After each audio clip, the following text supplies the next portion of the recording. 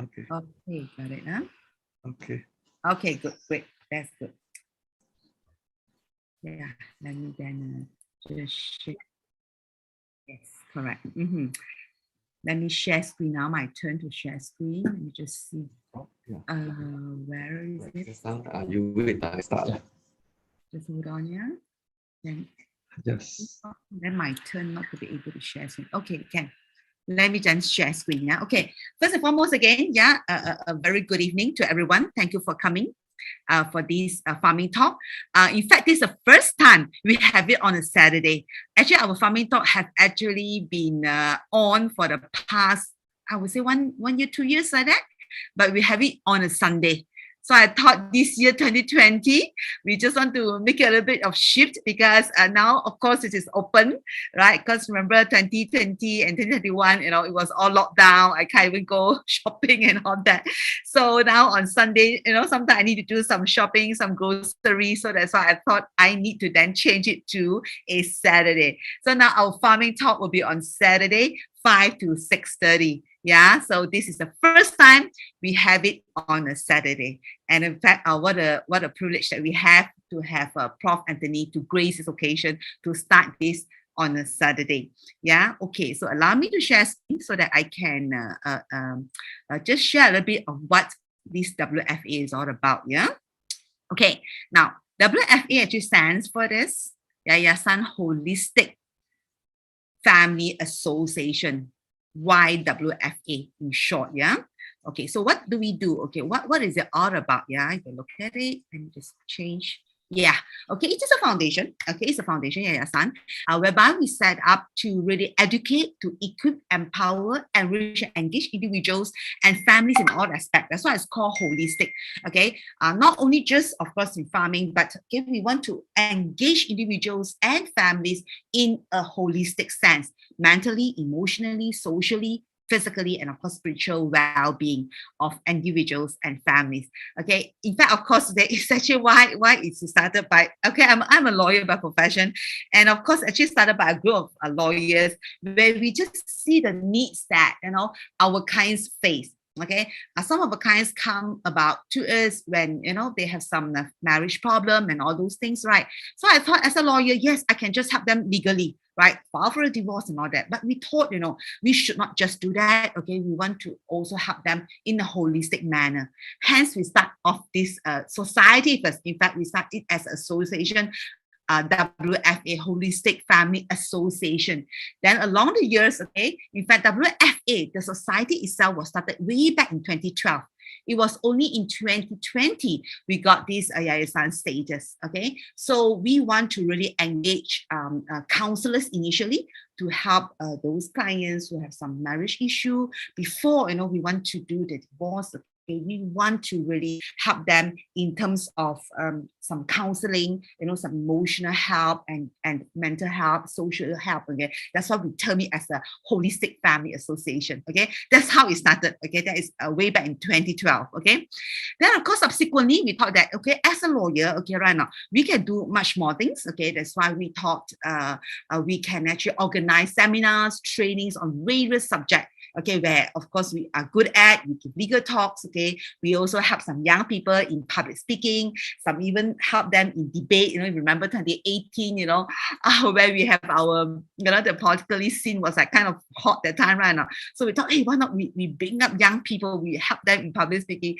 so that we encourage them to go to politics today. So that was where we are. Okay, we did a lot of seminars, legal talks, public speaking talks, teach them and groom the young people, right? That is actually I consider as our first initiative. Then subsequently, okay, right now along the way, we remember 2019. Right now, okay, actually, the economy, is not so good. Okay, clients come to us with bankruptcy, with winding up, so we thought, why not? Okay, we do something to aid and support the entrepreneurs, right? A lot of people are doing women's abuse case, children abuse case. We thought, well, we do something different where, the entrepreneur may need some help, okay, not just the abused women or abused children, right? So we do and embark on our second initiative, that is the Entrepreneur Aid, okay? Of course, we tied up with this company called International Entrepreneur Network, where we see what we can do to bring, and of course, I major more into the IP, intellectual property, to see how, you know, we can actually connect these entrepreneurs to overseas, so that to enlarge the market and not just in Malaysia. So that's what we did. And of course, in 2020 and 2021, where we have all the MCO, all the lockdown, hey, then we see that the needs of really having these food sustainability practices, okay, come into the picture. And that's where we start to call up some farmers, okay, we say, hey, why not you also teach us, individuals, families, to do farming from home. Okay, so in order to have this food sustainability made possible, right? And therefore, okay, in 2020, we started to have this farming talk, okay, on a weekly basis, okay? So of course, then our first speaker, in fact, told us about, you know, the difference between hydroponics, you know, and organoponics, okay? Then only we understand, hey, you know, hydroponics, a lot of chemical inside. So wow, we find that how important is it for us to actually disseminate this information, okay, and not just, you know, blindly follow the trend, you know. So that's why I thought information and knowledge is so important for us to know what is it all about, okay, right now. Then we know that soil is very important. Soil is life, okay, right now, instead of just using water and putting a chemical. So that's how we want to promote this and make sure everyone can farm. And that is our tagline now, okay, right? To achieve this sustainability of food, we now advocate everyone can farm. Okay, so I'm glad that right now our Yayasan WFA have almost 300 over sahabat. Okay, so I'm glad now people are joining, right, our Yayasan group. In fact, that is the second group. Our first group have 256 all full. That's why right now I'm quite glad with our Yayasan chat room number 2. Okay, we also have almost 200. Means that with the 256 plus another 200 here, we have almost now, okay, 400-500 of sahabat, okay, who really really would like to encourage you all to advocate that everyone can farm. And that, of course, with Professor Anthony, you know, when I call him, you know, I say, look, you know, I'm just here doing a little bit, okay, so that, you know, you can actually educate us. You know, I'm definitely not someone with green fingers. I need to learn more so that I myself can farm and want to advocate and encourage other people. They can farm. Be that, you know, whether small house, big house, wherever they are or not, they can also do farming right from their home. Okay, so that's what we are doing here. That's why today, okay, we have our Professor Anthony to come here to really again educate us, so that, you know, we are a bit more equipped, so that everyone can farm. Okay, so I think without much ado, I would like to now pass this platform to our Professor Anthony. Thank you, Esther. Let me go and share my screen. Okay, how do I? Here. Okay. Then how do I move this? No, to move this away.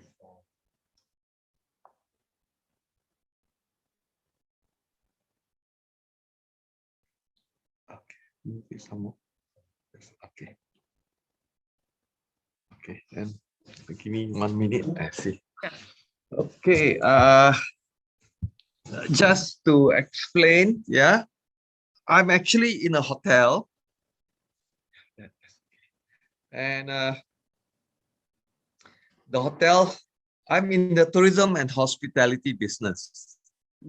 40 over years. I started in a travel company called Asia Overland that specialized in nature, adventure.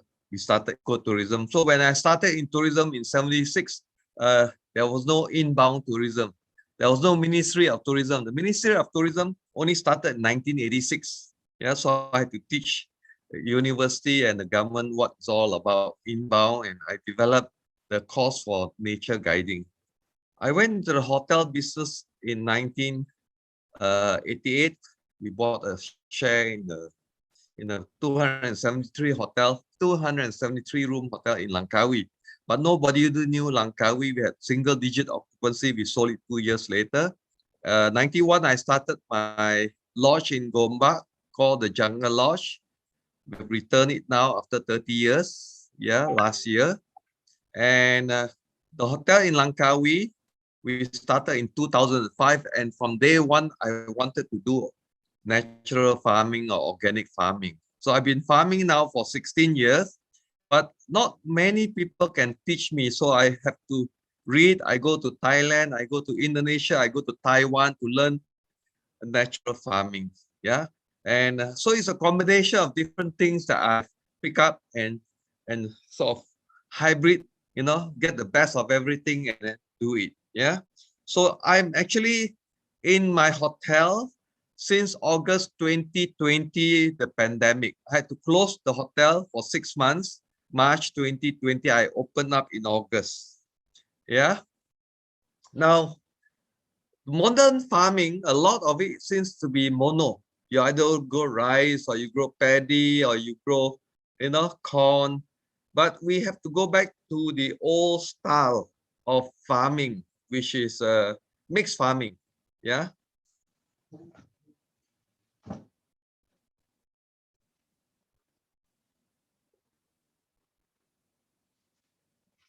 Okay, sorry. So from day one at the hotel, I say we need to be more sustainable. So it's not just food, but energy, water, waste, recycle. So we developed over 200 ways to save.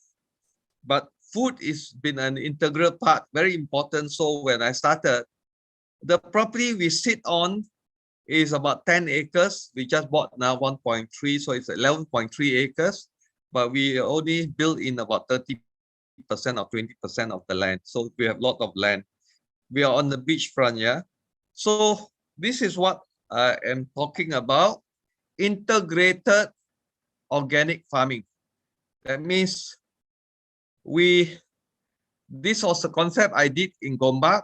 I have closed my Gombak organic farm, natural farm there because of the lockdown. I can only do one farm at a time because cannot get staff. So I focus on where I first started in Langkawi. I closed my Gombak farm school.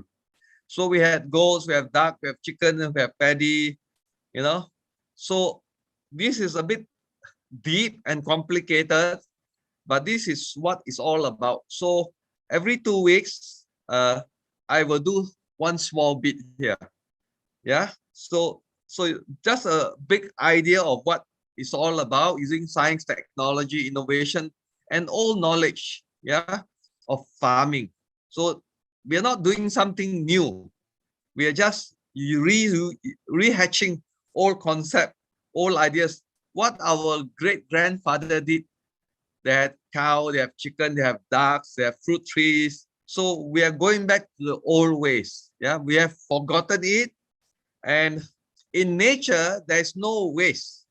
Everything is used.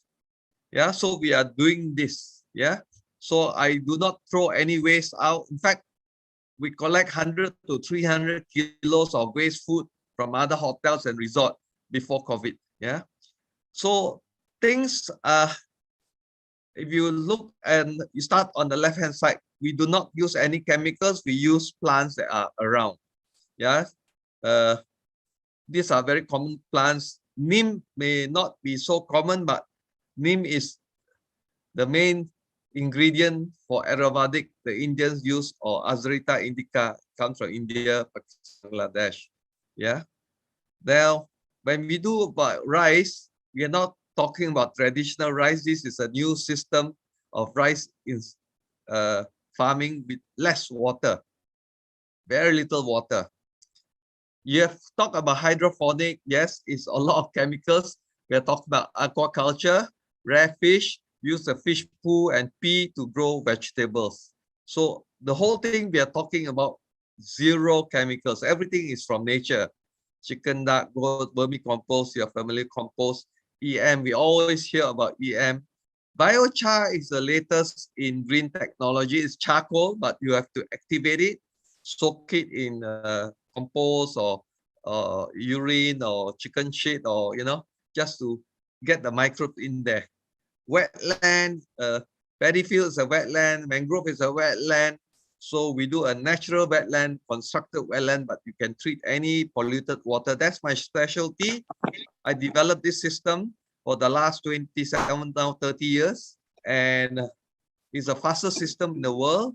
USM Penang is copying the whole system. And they told me they cannot find such a system in the world. It's very efficient. I got it approved in 2017 with the Environment Quality Council. I drafted out the act. Yeah. So now anybody who want to make a constructed wetland to treat wastewater, you will eventually sit on my table. I got 40 million to treat wastewater in Pantai Tengah and Chenang. Yeah. So another thing from the far right, right at the top, black soldier fly, the same family as housefly, but it take waste food. So it produces 43.6% protein. So young entrepreneur can actually develop this to sell to pet shop. You know, a kilo you get 20 to 30 ringgit for the black soldier fly maggot. Yeah, moringa, all these are superfood, duckweed, they are fast growing food, water hygiene, food waste, vegetable waste. So all these things is what we are talking about, a circular economy. There may be a lot more. These are the basic things that we are talking about. So this is sort of my farm at the hotel. I have an acre of farm. Yeah, these are some of the pictures. I have a rabbit house now because it's more for kids to play. In a hotel, you need to entertain kids. Yeah, we do every other day an organic farm tour, and the wetland treat all my wastewater, including raw sewage, and you can drink the water. Yeah, I was given an award by the Minister of Environment 2011, and saw the quality of the water is drinking water standard. Yeah. Now we are talking about no chemicals, and a lot of people are using GMO, yeah, modified. So today you import a lot of corn and wheat. All these, a lot of these are GMO. You cannot grow the seed again because you can only grow once. So we are talking about no chemicals and natural seed. Yeah, no chemicals. Now, organic farming, I believe you would have been explained since you all started in 2020 in terms of what is organic farming. Yeah, you basically start with soil. The soil must be healthy. Modern farming put too much pesticide, chemical, NPK, they're all not natural. It kills the soil. The soil becomes hard and you have to till the soil. Yeah, in natural farming, you do not till the soil. You grow the microbes, you grow the fungi, you just add on compost, and it's soft. Yeah, so you are trying to breed the microbe. For those, you better turn off your speaker. Can you hear the speaker? Yeah, okay. Yeah, thank you. Now, the traditional convention farming, actually we should be the convention. Natural farming is a convention. Chemical farming is the unconventional. Yeah. So what we are trying to do is to mimic nature. If you go to the forest, what do they? There is no chemical. They grow from the leaf litter, and that's it.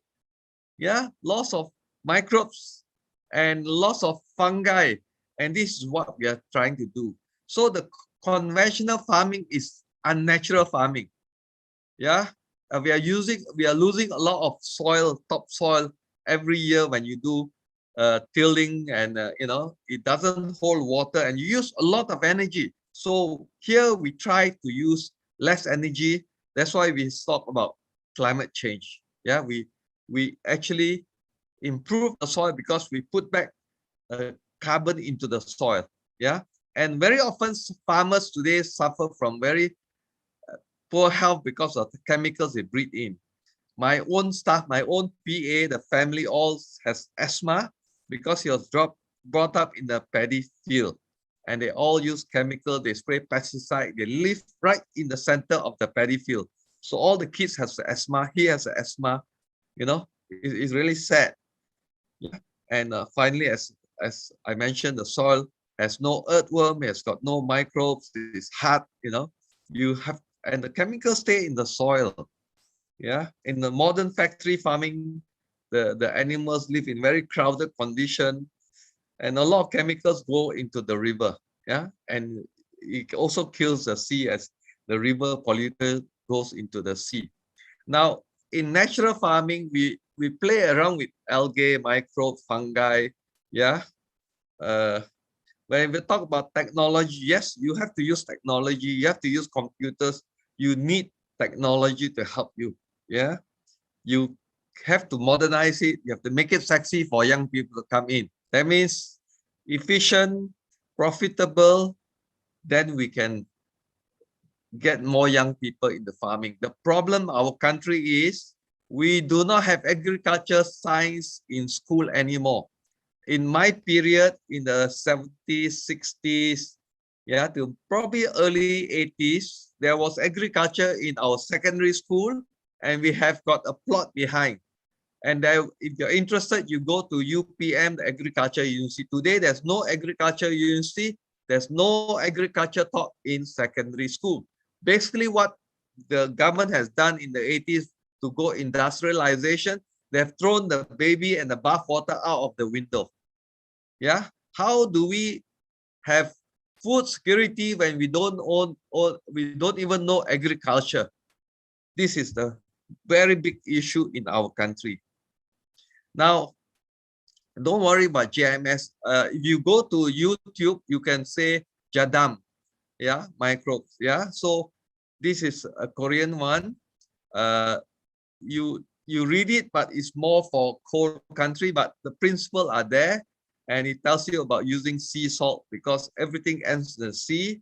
You have about 65 minerals and in salt water. So it's also good to use salt water in your planting, not a lot. And base fertilizer, he'll tell you, your land has to be prepared. But later on, when we go to other stage, I will talk to you about base fertilizer. You can get it from the forest and you can multiply it because you are trying to get more microbes. Yeah. Now, what we are trying to do is we feed the soil. Yeah. The most important, we start with the soil. So when the soil is good, the roots are growing, got strong roots, you have a lot more fruits, and the tree is much stronger. Yeah. So the concept of feed the soil, then you get good trees. Yeah. And we talk about nutrient retention. We always talk about compost, but the latest technology is biochar. So I will spend a bit more time on biochar, because to hold the nutrient, this is an old technology the people discovered in the 1400 in South America, that this tribe had so many people in a small place because they were growing agriculture. They discovered is biochar, charcoal, that hold the nutrients of hundreds of years. I am beside the sea. My land is sandy and salty. Behind my hotel, I have the sea coming in. It's what you call a tidal river. Very challenging. When I was here 16 years ago, what you see today, 90% cannot. There's nothing.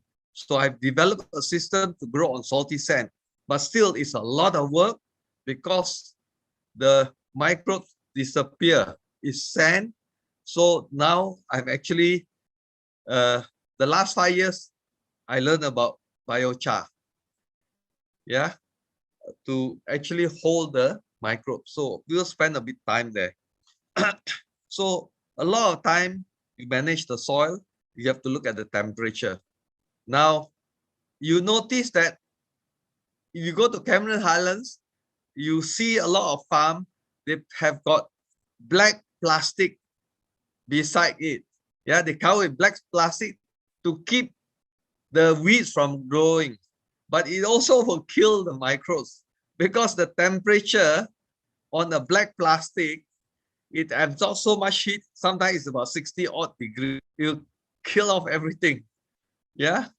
So although you say you're trying to keep the weeds out, but you also kill the good microbe. Now this temperature measurement is Korea. So it's just a guide. Yeah. Okay. Don't worry about GMS. Later on we'll talk about it. No, use how to put microbes into the soil. Yeah. And also you bring around.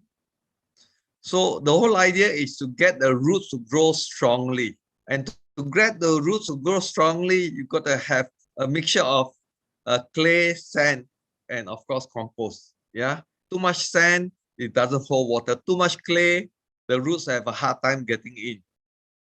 Yeah. So, and beside the roots, you have to actually help to grow the fungus, mycorrhizal fungi, yeah, which will get the nutrients for the tree.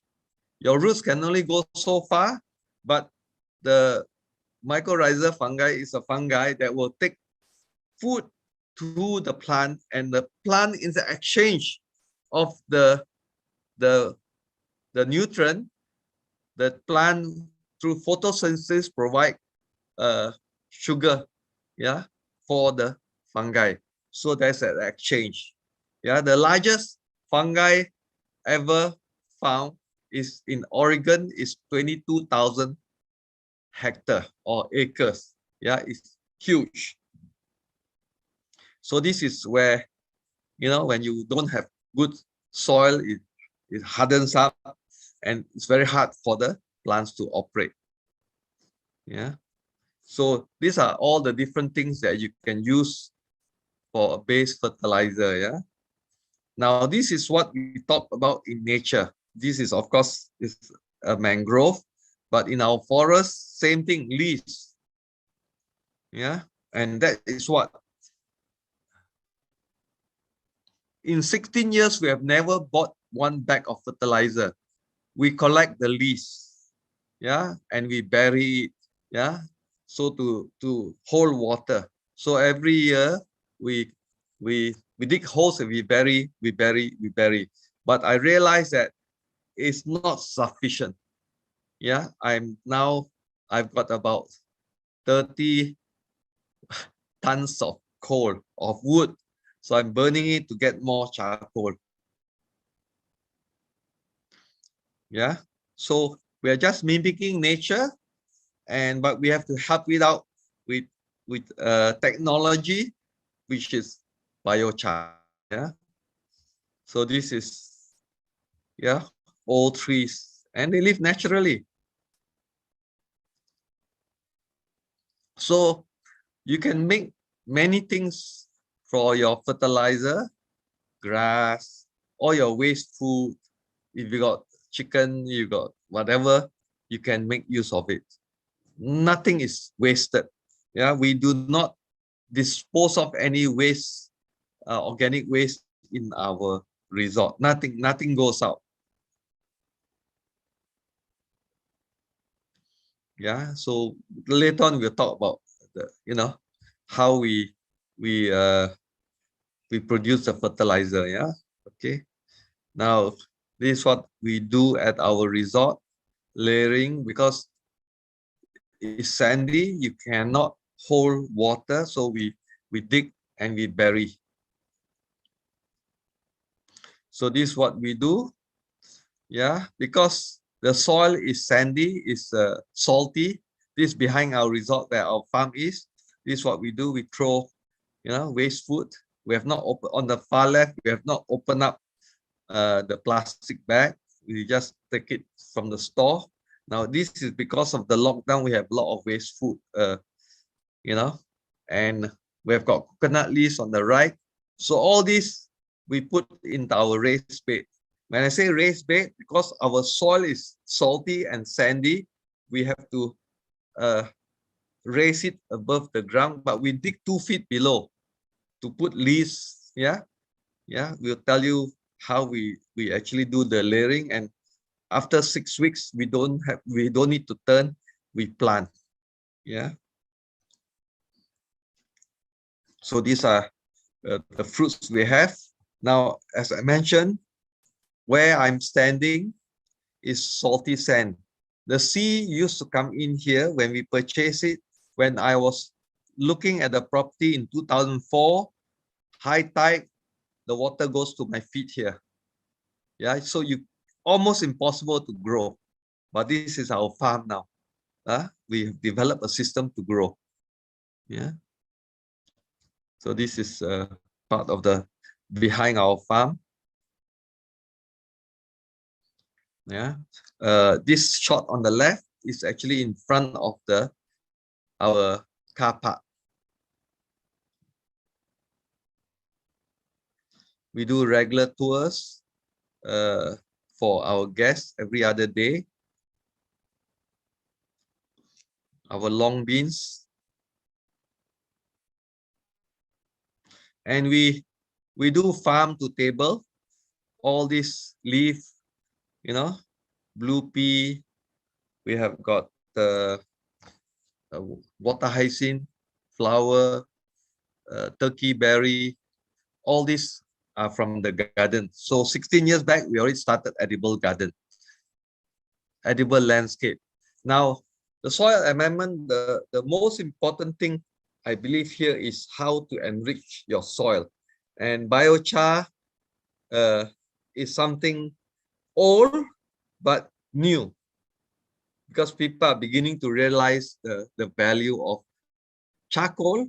Basically, it's charcoal, but once you use it for farming and you charge it, it's biochar. It helps to retain moisture and also housing for microbes. Of course, composting, you understand, and vermicompost using worms.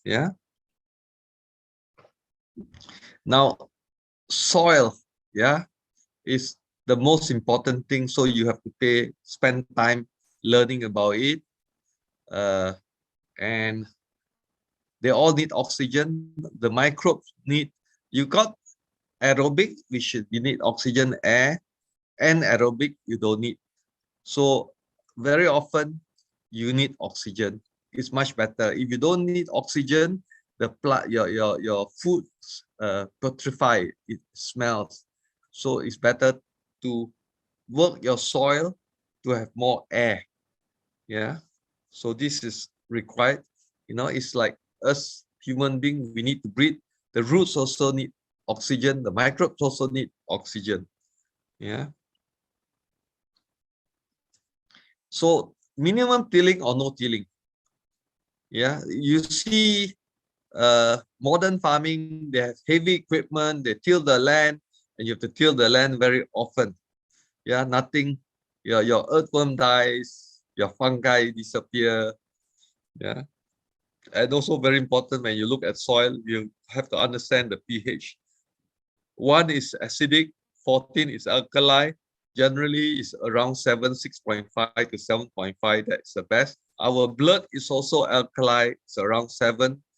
So the fish swimming in the water, they also prefer a neutral alkali. The microbe, the plant, all prefer alkali, or sort of a neutral around 7 to survive well. Mulching, just putting, leaves, wood, small little bark, sort of add on, continuously adding on. So all these to increase the organic matter. Now, of course, very often people buy fertilizer, the chemical, and they always say NPK, nitrogen, phosphorus, and potassium. Of course, you got calcium, magnesium, sulfur. So these are some of the major sort of minerals that you have to feed your plants. Of course, you still have to treat your pests. Now, these are natural pesticide. We call it biopesticide. You make them from things that are around. Rule of the thumb, you look at plants that are not attacked by insects or fungi or rarely attacked. So you look at them, you combine it together, that is your biopesticide. Yeah, it could be spider lily, could be a bougainvillea, it could be your lalang.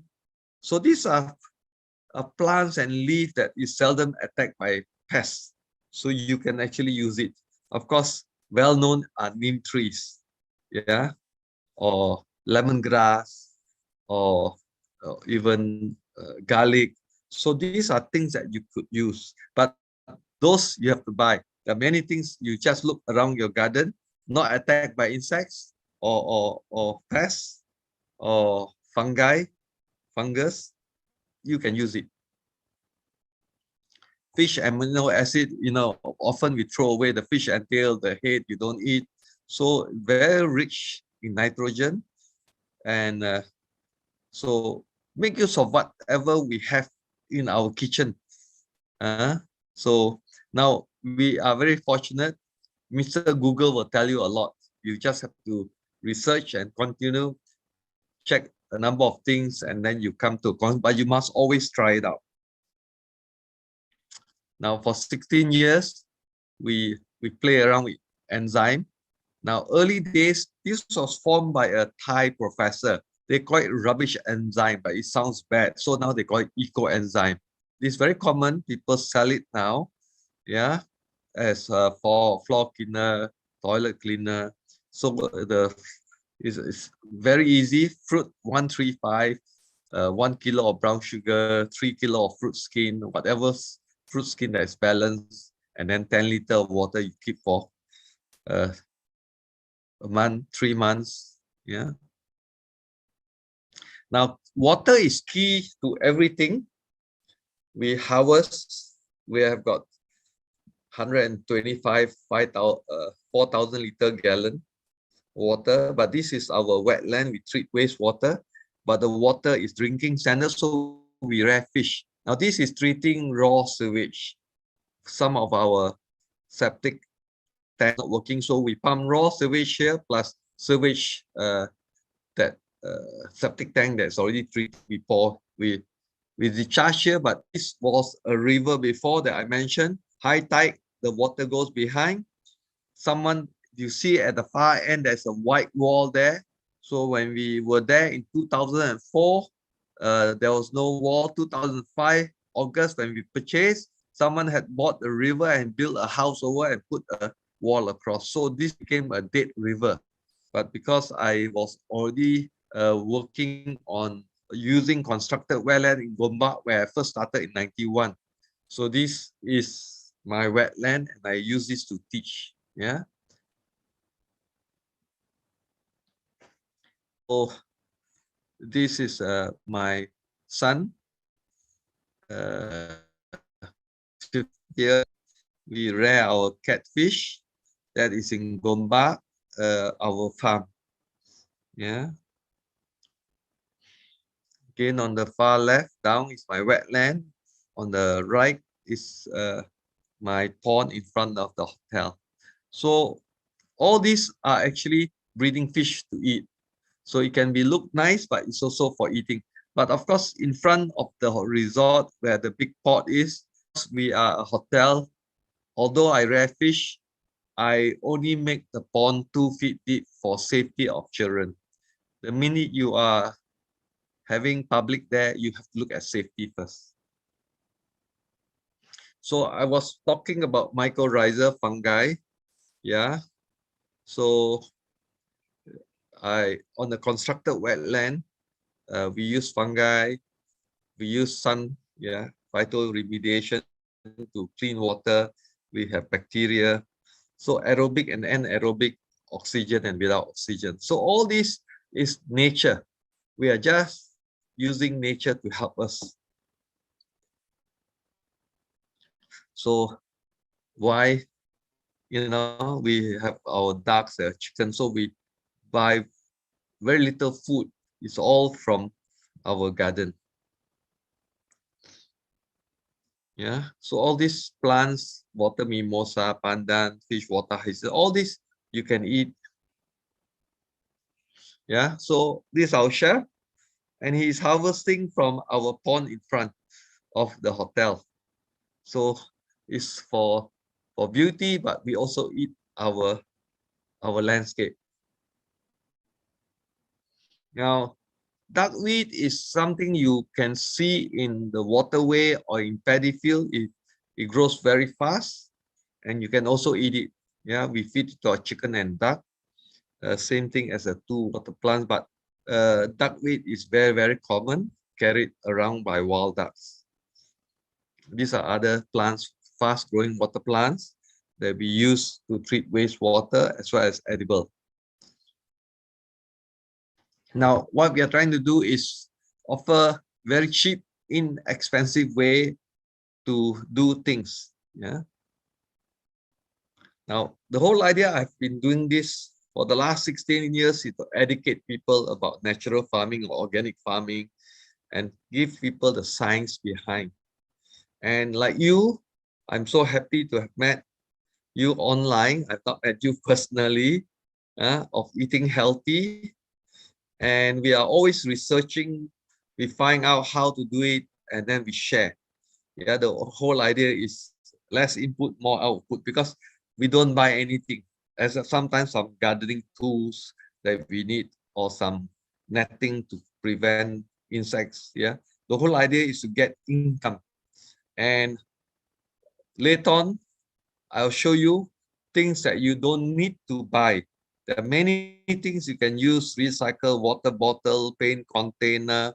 Yeah, I spend time every week or every few weeks. I spend time in our rubbish dump. Yeah, they throw things out, I will recover them. Yeah, to be used for growing food and to share and teach others. Now, black soldier fly is a very, very, very important insect today. 45 to 55% of our waste landfill is waste food.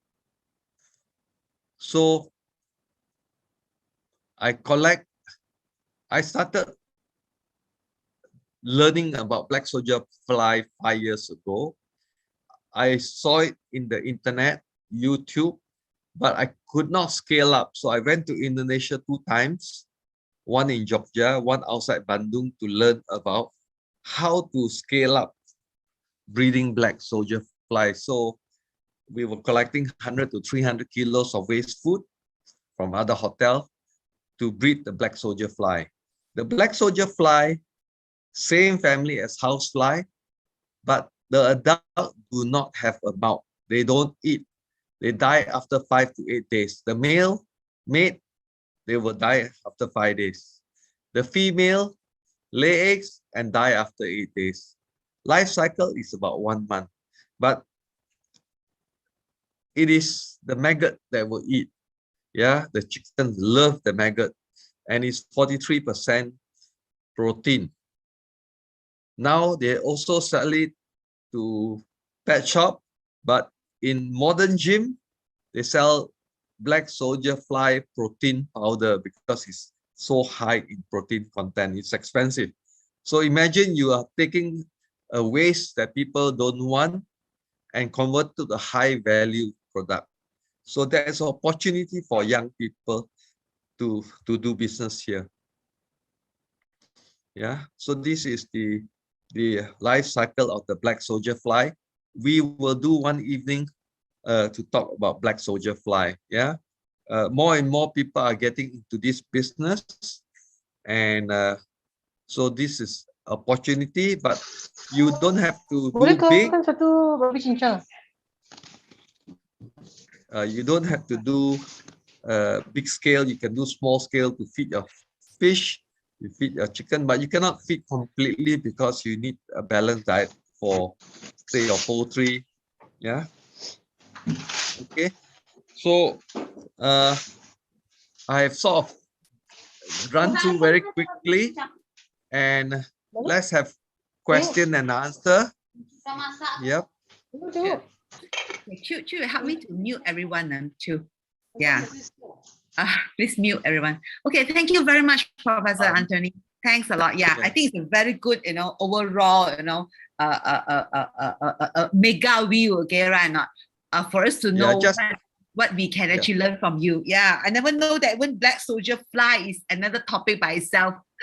Yes. Many of this I will go bit by bit, but I just want to show you an overall view of integrated farming. Whoever want to go very seriously into it, can do this. But they are all families. You start in your own home, do your little bit, because I think every bit of own food grown is so much healthier. That's right. That's why we want to advocate that everyone can farm, be it whether you are individual or even family, let's really nudge one another to do farming. Okay, thanks a lot, Professor Anthony. Once again, we give him a clap. Sure. Okay, Prof, may you just stop sharing so that you can see? That's what I'm trying to. So that I can also see whose hand is up and I can call you to actually ask a question. But before that, I've already seen some questions in the chat box, so I can start with the chat box questions first. Okay. I just see how to get out of the share. It's actually on top there. There's a word that says stop sharing. Okay, hold on. Yes, stop sharing. Stop sharing. Okay. Yes. Okay, thank you. Okay. So I'll go through the questions in the chat box. Okay. Of course, someone have been asking whether you own a hotel in Langkawi. I think it's called the Frangipani Hotel. Is it correct? It used to be called Frangipani. During the lockdown, I closed the hotel for 6 months. And it's still Frangipani brand, but I had to change it to Cottage by the Sea because we had to retrench everybody. But we had a union. We had to pay 5 years of service charge, but they were not happy with the service charge. So we say, look, our accountant calculated, the HR, the manager calculated this amount. We leave it to the lawyer, 200,000. You tell us how you want to calculate. But because I have to trade, so I started Cottage by the Sea by Frangipani and leave this 200,000 with the lawyer. They have not come back to us how they want to calculate because I believe they don't have any union members anymore. But because they could put an injunction on us and we will not be able to trade, we have to continue trading. So that's why we have to change the name, Cottage by the Sea by Frangipani. Oh, okay. So Cottage by the Sea. By Frangipani. It's still Frangipani. Okay, great. Because it's open to public now, isn't it? We can actually go there. Yes, correct. Luckily, the government opened Kawi September 16. So at least there's more opportunity for us to survive. Correct. I'm quite glad now the government is open up already. Okay. Yes. Now we go to the next question that, of course, some ask about the concern for the elderly. I think that is something to us, the WFA, is it? So, of course, I think with WFA right now, we just want to concentrate on these 3 initiatives because these 3 initiatives are already making our hands kind of full. So the elderly part, I think we leave it to other NGO to handle. Miss Lian Chan, your question. Okay, we go on to the next one. How about now? Okay, that's a good question by Peggy. How about young people now? Are they studying agricultural subject? That one I'm not sure. Maybe Prof, you want to answer this? For there is no school at the moment that has an agriculture degree. Very few will do agriculture because they don't teach this in secondary school, and I guess the opportunity is very little. I see. Especially you're talking about natural farming or organic farming. So that's where we want to make agriculture sexy. That means high yield, technology based.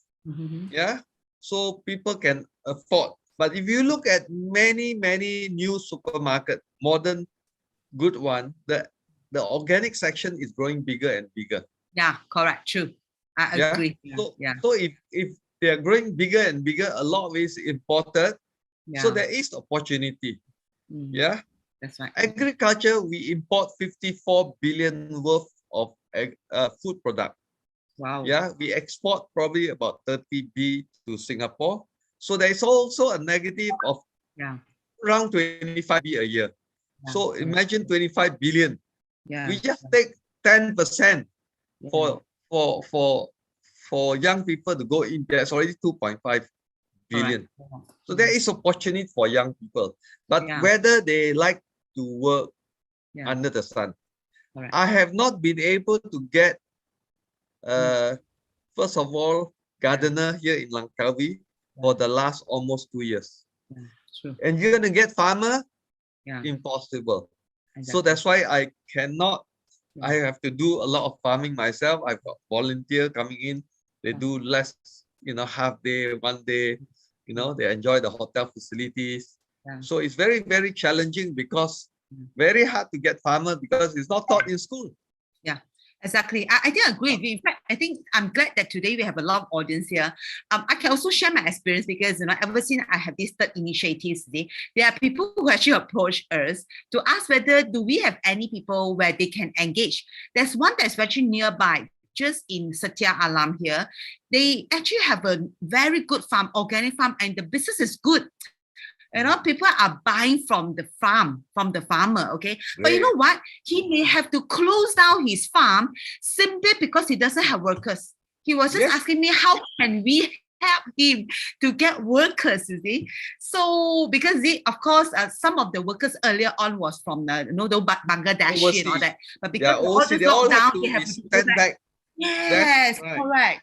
So I really agree that we need to actually encourage more young people to go into agriculture. To me, it's actually healthy to go under the sun. In fact, right now, I actually don't mind go under the sun to really do some farming. Really, it's really good. So these are again, I hope that science will be one of the way for us to encourage more people to really be engaged in farming, in agriculture. Yeah. Okay. Now, next question. I have expired spirulina tablets. Can I use them to fertilize a farm, Prof? Sorry, you expired what?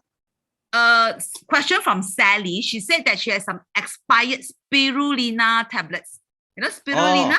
Spirulina. Yeah. No, you can use it and not issue because it's not chemical, it's natural. Spirulina is natural. Okay. You can just use it. Okay. In fact, just to share with you, you talk about that. People bath water, soap water after bathing, you water your plants. No issue because it's phosphate. I have been using my laundry water to water my plants. Nothing wrong. For them, phosphate is the chemical they need, NPK, nitrogen, phosphate, and potassium. So you don't worry. Your bath water, your sink water, your laundry water, you can water your plants. That means whenever we wash our dishes, but of course we must make sure we use a good dishwasher because don't worry about organic or inorganic. You just give it to the plants. Yeah, they will eat it. Don't worry about that. I've been doing it for 16 years. You come to my resort, plenty of healthy, nice-looking flowers and plants. Also, dish soap water is actually phosphate because NPK, the P is a phosphate. Yes, phosphate. That's right. Great. Okay. Yeah, so if you understand the science, nothing wrong. Yeah, that's a sign. Okay. Yeah, next question by Chin Ong. Yeah, she would like to know how to prevent pest species from colonizing the black soldier fly bean. Yep. I have. She has house flies and cockroaches. Okay. Now, if you want to breed, I assume she's breeding black soldier fly. Is that correct? Are you breeding black soldier fly? Okay, Chin Ong, are you there? Maybe you want to clarify because she said I have house flies, fruit flies, and cockroaches infesting my colony. Yeah, I think Then she is. Yeah. She is growing.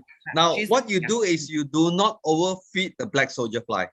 If you overfeed the black soldier fly, then they cannot finish, then the other pests will come. So depend on how big is a colony of black soldier fly, you feed them less food. Yeah, if you got 300 grams of black soldier fly, you feed them with about 300 grams of waste food in the 24 hours. I see. Yeah, they will eat almost its weight in the body. So if you have too much food, it will smell. It will sting. Your colony will sting. This is the mistake many people. I made this mistake before, so I understand. Once you have a big colony of black soldier fly, you will not have housefly laying eggs there, because housefly knows that the maggots will eat up their eggs. Black soldier fly do not lay eggs in waste. They lay at the site. Yeah. Okay, great. Okay. Now, next question by Karen Chung is that how to get rid of snakes? Snakes. Yeah. Well, if you have got rats, you get snakes. Yeah. If you are not clean, then you have rats coming, then the snakes will come. Of course, it depends where you stay. Yeah. If you just have to look at what do snakes eat. So you get rid of those, their food source, then you have less problem of snakes coming. Got no choice. The other thing is you probably have to breed a dog and cat around. They will actually catch not big snakes. Yeah, the python will eat up the rats.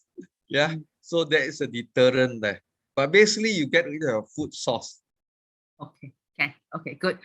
Casey Tan asked, I think just now, Prof, you mentioned about the ratio 1:3:5, or what is the ratio of the brown sugar, water, and etc. Basically, it's 1:3:5. Yeah, 1 kilo of brown sugar, 3 kilos of waste, the skin of fruits and things like that, and 10 liters of water. But in a plastic lid container, you can open up to let the gas out. Yeah. Okay, now next question is that, is there an organic way to treat termites in the soil? Okay. Termite is an issue when you have a farm or you live in a garden that you have wooden houses or wooden foundation, or they love wood, and if you got palm, coconut around, they love coconut. Now you have to, it's a very expensive way to treat termite. You cannot help it. We live in the tropics, you're bound to have termites. So if you find a termite colony, you have to kill it. You have to kill the queen. So traditionally, you can buy very strong termite site. Bayer has it. You dilute it, yeah, and you can make termite bomb. You put into, you dilute it according to the instruction. Then you soak cardboard, dry it out. You get a 1.5 liter Coca-Cola bottle or water bottle. You make holes in it. The dry, you cut it 2/3. You put a cardboard inside, have holes, you bury it in the ground near to where the termite colony. Yeah, that's one you call termite bomb. And then you drill holes into the house. You modify your drill, make it 2 feet long. You drill in, because the termite nest, very easy, you go straight in because it's a house. Then for less toxic, 10% liquid soap solution, 10 to 15 liters, you soak it in. They will kill the termite. Yeah, not so toxic, but the soap solution will kill it. So it's less toxic than the very heavy chemical. So this is something which, when I closed hotel, I had 42 termite nests. The termite company charged me 60,000 to get rid of it. I do the same thing. I buy and I use soap solution less than $2,000. I got rid of my 40 over nest. So I don't have to pay 60,000. I use it for 2,000 ringgit. So there are many things you can get rid of. For example, for those who have got farm or have a house with plenty of mosquito, no need to buy Baygon, no need to buy Rinsac, 5% liquid soap. Spray, they will die. Really? Including bees and Oh. red ants and ants. Oh. Wow. Yeah. The liquid soap is so fantastic. Hearing from you, Yes. Prof. Yes. Oh, wow. And Even the cheapest red liquid, ants. the cheapest liquid soap is Mr. DIY floor cleaner lavender. 6 ringgit 70 cents for 3 kg. Oh, really? Yeah, that's the cheapest. Okay, okay. Wow. Thank you, thank you. Yeah, I shall try that. Okay. Because sometimes there are ants also in my tree there. Okay, good, Yes, good. all right. Okay. Thank you. Yeah. Yeah. Next question is that how do you treat clayish soil to make it usable? You see, soil basically is sandy, clay, or the mixture you have humus with compost. So you just combine more sand. Yeah. It's basically you try to get it to breathe. Like all things, the roots need oxygen. Microbe needs oxygen, but if it's all clay, it's a problem. So you mix sand. Actually, they always, you just have to mix sand, depending on how much clay it is. Yeah. Sometimes you want clay. Paddy field want clay to hold the water. Yeah. So you have to have a look to mix it till you can sort of water can flow easily lah. So you mix enough of sand. Yeah, the sand will give the roots an easy way to go in. So depends on the type of plants you want to grow. Some plants need sandy soil. Yeah, so the roots can enter easily. So depending on depends what you want to grow also lah. Yeah. Okay, can. Also, there are questions to ask how to deter monkeys. How to deter monkeys? This is something which I really cannot answer because I also have a lot of monkeys in where I am stay. My farm. Well, the hotel is near a small forest, and my mangoes, my papaya, I pay 25% tax to the monkeys, the squirrel, the birds, and the fruit fly. So it's difficult to get rid of monkeys, unless you want to exterminate them. If you are staying, you see, where I stay in Ampang, I'm now in Langkawi, I use firecrackers. Yeah. But depend, even in Ampang, Tamanta, people use firecrackers to get rid of monkey. Got no choice. You can't shoot them. You can't kill them. You can only frighten them. Yeah. So you can bang and use banging thing, but firecracker seems to be the easiest to get rid of the monkey. Yeah. Unless you trap them. Yeah, you can trap them because we actually use big trap. This is the wildlife department. They will trap them. But once you trap them a few times, that's it. They won't go into your trap anymore. They are very smart. Yeah. Then at one time we put a tiger. Yeah. After a long time, no more. Then they make the tiger sound. After a while, also doesn't have effect. Then we went to the zoo and got tiger urine. Much more effective. Yeah, but it's very hard to get tiger urine. You have to go to the zoo unless you know the people. Okay. Yeah. Okay. Good. So it's a challenge with monkeys. Okay. Yeah.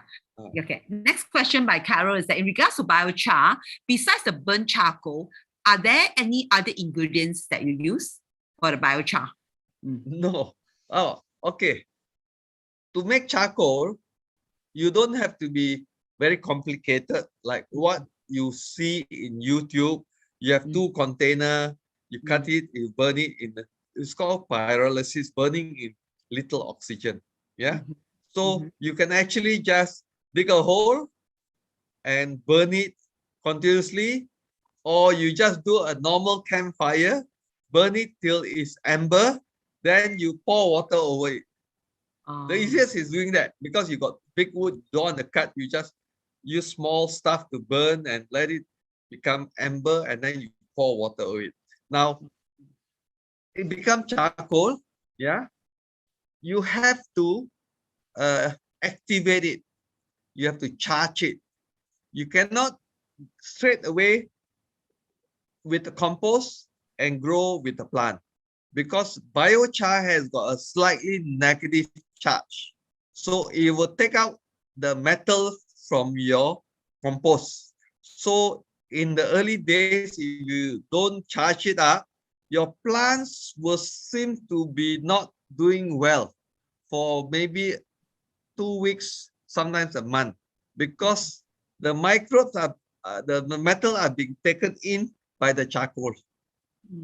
So you have to put the charcoal into compost or chicken shit or cow dung, you with liquid, you keep it for 2 weeks to 4 weeks. You're charging up. Then only you mix it with other compost and you grow your plants. I see. Yeah, and nothing else. Oh, so that means we can put the charcoal in our compost, because I do my compost. Yes. That means we can put the charcoal in the compost. Yes, The whole thing. correct. Ah. Yes. Okay, So you do it together. Okay. Yeah, you do it together. But the charcoal, you can sort of make it into smaller bit lah. Yeah, for easy to, not in big chunk pieces. Yeah, not in big chunk pieces. Yeah. Okay. Correct. Okay, wait. Yeah. Okay, I have a problem of big black ants and also red ants. I think just now you said it already. Use this soapy water. Soap solution 5%. You just spray it. Yeah. Now, for those who are breeding kalulut, kalulut is stingless bee. The biggest, for those who are interested, the biggest enemy are ants, because you kill the kalulut. You eat up the maggot also. So again, you have to put water around you. In the old days, we had our cupboard. Our grandma would put all the 4 legs onto a clay thing, and then there's water around. Same thing. You put water, but water you get mosquito. Then you breed the guppies, mosquito fish. Yeah. But every time I see ants, I just spray it. I go around with a soap solution container. I just spray them. I kill them. Yeah. Yeah. Okay. My chili plant was infested by bugs. There is white color insect under the chili plant leaves. How to treat it? Yeah. It's actually a very common bug. Yeah. And you just use soap water or a water spray. It's called a mealybug. It's a white bug with legs. Yeah, it's mealybug. You just use water. You can spray it out, or you use the 2.5 liter container. I don't have it behind me. Yeah, you just hard spray, and you can spray it out. But you put soap solution is better, because it will kill the mealybug. Yeah, this is quite common. Okay, great. Now, just now you mentioned about the lavender floor cleaner. Do we need to add water? And what's the percentage? Yeah. You add water. That's why I say it's 5%. Oh, 5%. 5% of the the soap. Hold on. 5% of the soap and 95% of water. Okay. I just have it behind me. Wow. Okay. You can you see it? Yeah. I can. Yeah. Yeah, I can see. Okay. And so it's 3 liter. 3 liter. So use 5% and 95% with water. Is it? Yes, correct. Okay. That's right. Okay, good. Now, next question is, what is liquid soap, or did I heard wrongly? Yeah, like liquid soap lah, as in just now I think I've showed. Yeah, liquid soap. Yes. Liquid soap. Yeah. Okay. Next question is how to treat powdery mildew, the whitish powdery insects. How to treat? That's right. The mealybug lah, the powdery insect. Just spray with soap water or just water, but always soap water is good, because it's phosphate, so it doesn't kill. Someone I saw about snake head or something like that. Snake head. No, not check. Use soap with cooking oil and beat neem oil to kill the bug. Oh. Yeah, you can. Yeah. Good. Oil. There are some people. Put oil, Some oil neem, because what Neem happened is it will stick onto the skin of the bug, the oil. I see. They So make it more effective. Sometimes people put oil on it. okay. Yeah. Okay. I see Prof is going snake head fish. Yeah, correct. I see Prof is going snake head fish among tilapia and catfish. What food do you feed the snake head, since it is a carnivorous fish which doesn't eat azolla or duckweed or even commercial pellets? Yeah. Okay. What's the answer, Prof? Yes, it's correct.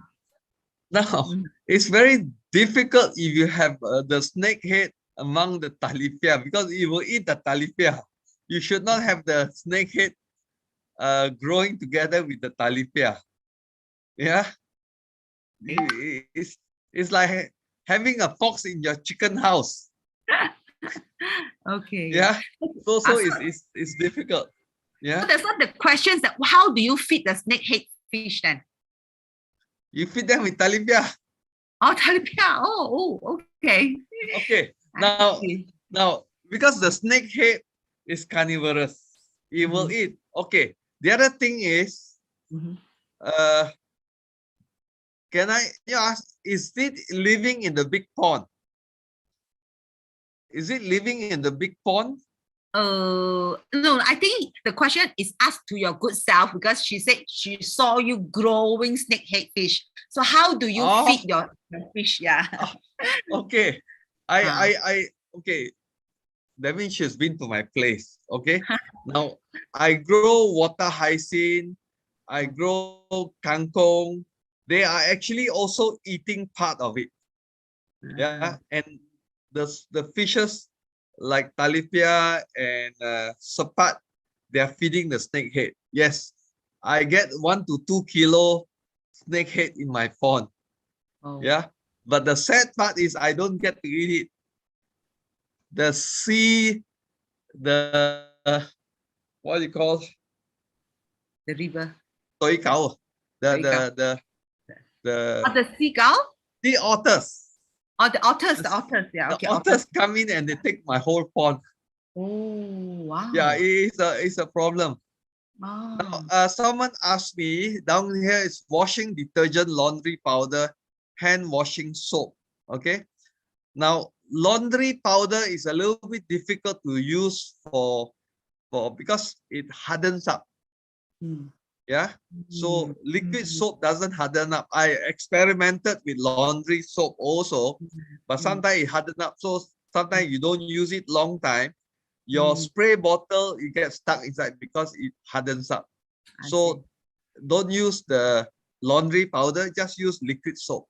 Okay. Yep. Okay. Yeah? Next question. My curry leaf plant attacked by black spots. How to stop it? Black spot. Yeah, black spot. Yeah.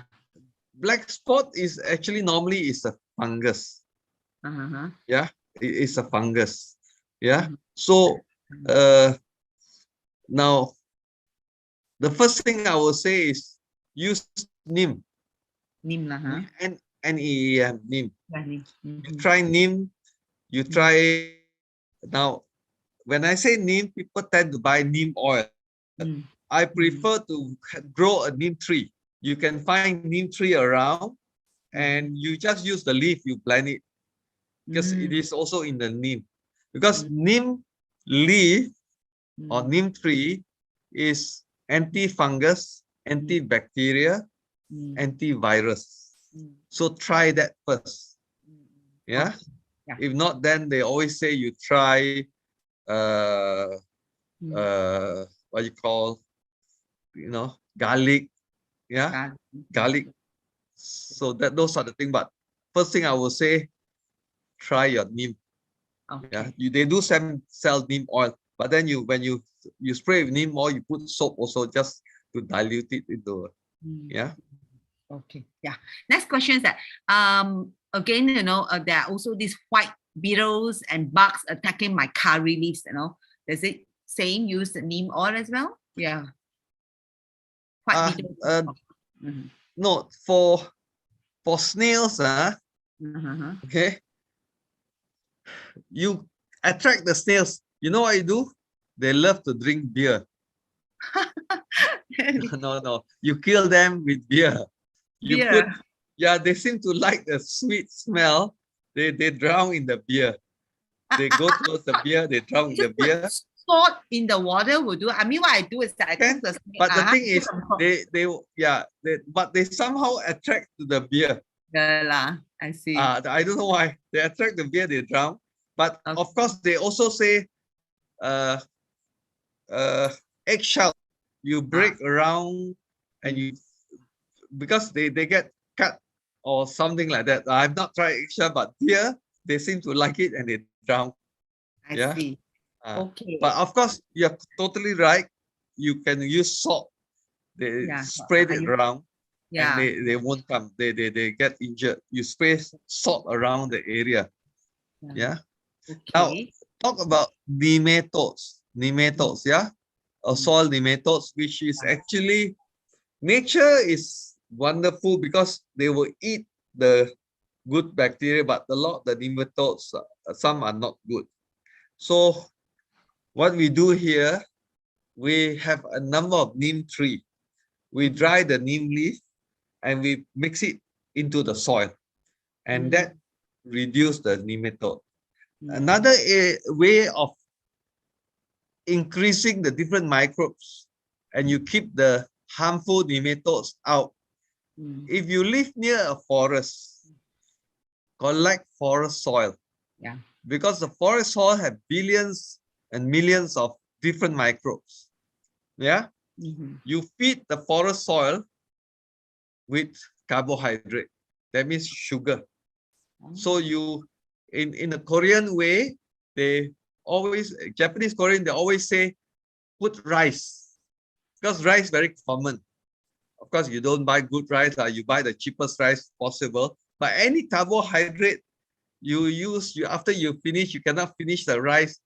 Feed your microbe with it. Mix it. Then you get a very big amount of different microbes. This is the Jadam way. You put water, you feed it with it, and then you dilute 10 times or 5 times, you spray onto your soil. So that will increase the amount of different variety of microbes, and that will reduce the nematodes, because of all the different microbes. So the bad microbes has got little chance because there are so many things down there. Oh, that's a good way. It means we can actually one use neem, the other one is get the jungle forest. Okay. So yes. You grow the different microbes. You increase the microbe variety into your soil. So we use rice, Prof. You're saying rice. That means I just say rice that's cooked, because usually when you do compost, you don't use cooked things, But for what you have said, right. But you use feeding rice, which is cooked already, and then for maybe a special patch of compost. For that, we add a little bit. You mix together. You're feeding them basically. That's it. You know, sometimes there are shows that teach you to use the without cooked rice, but without cooked rice, it takes a longer time. So for me, it's things that I have not. You don't just have to use rice. Food that but have carbohydrate, like just say potato or potato. Correct. Just carbohydrate. The old biscuit that you expired, you cannot eat. Biscuit as well. So these are something. Okay, great. Thanks a lot. lot. Some people say Epsom salt can also use to kill snail. Yes. Get the cheapest salt. Get the cheapest salt. Get raw salt. Untreated salt. So all these are all very common problems. But we want to reduce the cost. That's all. Epsom salt is a bit expensive. Correct. That's already, okay. Thanks a lot, Prof. Well, I think we really learned so much. Okay, right. But of course, I also want to control. I do not want to like make it so lengthy. Okay, you should in fact, Prof was saying only 1 hour. But of course, because of the Q&A, it has now come to 6:21 already. Well, Prof will come back again, okay, with another topic, so we can perhaps reserve some other questions in the next session. How to kill pests on curry leaves plant? I think Liwa, it has already been said. Yeah, we can use all those just now. You know, the neem oil, you know, the soap water with oil, right? Yeah, and with some garlic peels. Stale as well. bread down there. I saw stale bread. Yes, you can feed your microbe, your forest soil with stale bread. It doesn't matter. Yeah. Okay, so use compost diluted water to water plants. Yes, okay. Oh yeah, correct. True. It's a solution. Is just you because you're growing the microbes. Yeah. You dilute it and you water the plant. That's Okay, yeah. But your question here, Yap Siu Yong, is that too concentrated? I guess is that it's always better the ratio 1:10, right? Yeah. 10% of now someone talk about banana skin. Yes. Very rich. It's like carbohydrate. Yeah. Nothing is wasted. Actually, nothing is wasted. All right. Okay, great. Okay, so when will be the next talk? Yes. Prof has committed with us in a 2 weeks time, right? Now, can it be every week for Prof? 2 weeks time. 2 weeks time. Like tonight, I got another talk at 9 o'clock. Yeah, correct. So I think a doesn't take so much of your time. Yeah. Yeah, it's okay. It's okay. Yeah. Thank you. So I think when we take a photograph, as really a good memory for all of us, So shall we, like, if can, switch on your video, Well, why not, we switch on video and then I'll take photograph and I put into the group. Yeah. Okay, good. Come. Ready? Let us switch on the Yes. Hi. Yeah. My question haven't been answered. You know, the compost water, diluted, and we spray some on the plant and some plants die. Is it too concentrated or what? Too concentrated. Sometimes it's too concentrated. Often this is trial and error. You try to do 10 times, sometimes 15 times, depend what is your compost liquid. You have to do trial and error. Skin and fruit peels, veggies. Yes. I always try to use lesser than more, truly, because I have my experience where my whole tomato plant died. It was like growing very well. Suddenly, maybe I put too much of the compost water, and suddenly I can't save it. Prof, I just can't save it because what has happened is reverse osmosis. It actually sucks it dry because it's very concentrated out there. Correct. So what's the ratio then? What's the ratio? It depends on your compost liquid. How strong is your compost?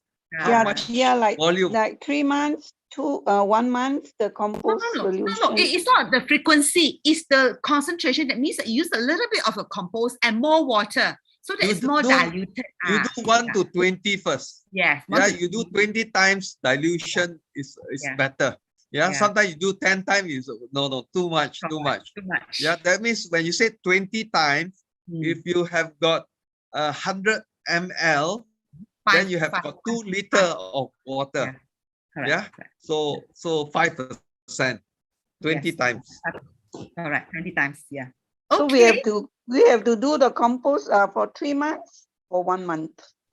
Compost is up to you, because to me, sometimes I look at it, it is like kind of like a matured, I can use it already lah.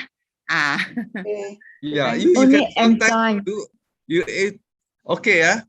for you to build composting faster, what you do is you have your fruit skin. Of course, when you do composting, you don't do your protein because it stinks much faster. So just use fruit skin and vegetables. Now, if you want to speed up the composting, you put compost inside. If you put a bit of compost, you got the microbe as a starter. And you can hasten the composting half the time. And then one month later you use it, or 1 month you can do that. 1 month, 1.5 months, but use the compost. That means as a starter, you put some compost in there. So you have the microbe, you will compose faster. Then in your composting, you need your oxygen. Yeah, so you have to turn it around and it has to be moist, that's all. But Prof, I will. can we add in EM1 also during the composting? Yes, of course. You can. To speed up? When you add EM1, it's similar to adding old compost. Yeah. All of it is just starting your microbes. You're playing around with microbes. Yeah. But Prof is teaching you the safe, cheaper way. Like you use EM1, you got to buy. Whereas Prof is Or you can make it, many ways. I'm just sharing with you simple way, not expensive way, not complicated way. Yes. Yeah, like making charcoal. Prof, we just use sugar and water and the peels and veggie only. These three things. Yeah, you don't need to use sugar even. If you have to buy sugar, that's money already. Correct. No need. I just try to save you money. Don't have to buy anything. Yeah. Yeah. Okay. Can I ask? Okay, Sally. Yes. Yeah. I just want to ask, how do you get rid of the smell? You know, when you do the compost, it's so smelly. With the soil, no smell already one. Yeah. No, when you do the compost at that time, you know, at home, if you have got enough of oxygen in there, you won't have the smell. No smell. If you don't have enough oxygen, then it's anaerobic, and that's where the smell comes in. Yeah. So you leave it open. You leave it open container. You can, but you need to have ventilation. Yeah. So you either add leaves or sawdust. You need aeration. Yeah, it depends what the type of composting you want to do. Yeah. You must not be filled up with water. It's just moist. Dry. Yeah. Just moist. So you have got aeration inside, then the composting is much smoother and you don't have that smell, that putrid, that smell. Yeah, horrible. And then but you've got insects flying around as well. Once you get that. You just put a netting across, that's all. Yeah, you just cover with soil. Yeah, you just cover with soil. Yeah. Cover. Yeah. Cannot let it exposed so much. Yeah. That's what we do here, you saw I have so much waste food. I just put, because my sand is sandy, I just cover with the sand, but the sand allows oxygen to go in. Right. So you won't have that smell. All right. Yeah, so you need the oxygen. So using water and the peel is not the right way to do it. No, your fruits, the peel, but you need to have ventilation. If you can have dry leaves to mix it together. Yeah, no, I put in a big bottle. Oh, bottle.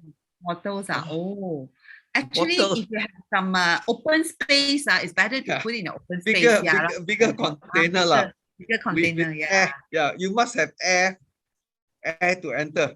Yeah. You need oxygen. Yeah. And then you have to drill the holes on the container. Sometimes people will drill hole to let if it's too much water, it drills. If it comes out, it's actually better. Okay. Yeah, you can, and then the liquid you can pour it back because you got the microbes in there. Okay, thank you. Yeah. Okay. Okay. Well, you try any more issues, I'm sure can come back again. Yeah, we're going to have another session with Prof. Okay. Well, let us now take a photo. Come, ready? Shall we give a thumbs up to Professor Anthony? Yeah, come, let us give a thumbs up to him. Well, we are all learning. Yeah, all of us are learning. Okay, ready? 1, 2, 3. Okay, wait, second page. Okay, ready? 1, 2, 3. Third page, hold on. 1, 2, 3. And fourth page. Ready? Wow, so many pages. 2, 3. Yeah, so many pages. Okay, great. Okay. Yeah.